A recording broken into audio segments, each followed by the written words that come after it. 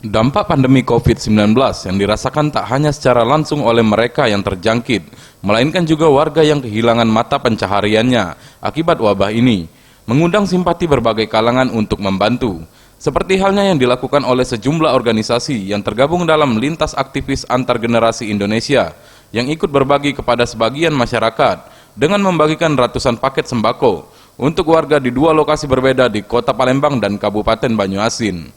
Ditemui setelahnya, Sukma Hidayat mengatakan, bantuan ini dibagikan secara door-to-door dengan harapan dapat diterima langsung oleh yang betul-betul membutuhkan. Agenda kita hari ini memberikan kepada masyarakat terkait masalah untuk dapur umum.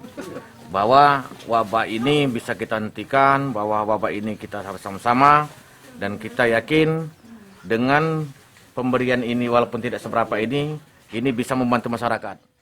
Ia juga menambahkan, wabah COVID-19 ini dapat dihentikan asalkan seluruh komponen masyarakat saling membantu dalam menanganinya dengan cara mentaati protokol kesehatan yang telah ditetapkan pemerintah.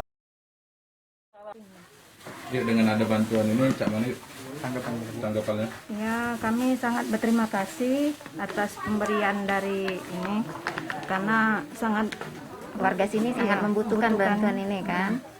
Dampaknya di sini terasa. Ada berapa kakak di sini? Kalau kakaknya 157. Weli Aeb, Sriwijaya TV.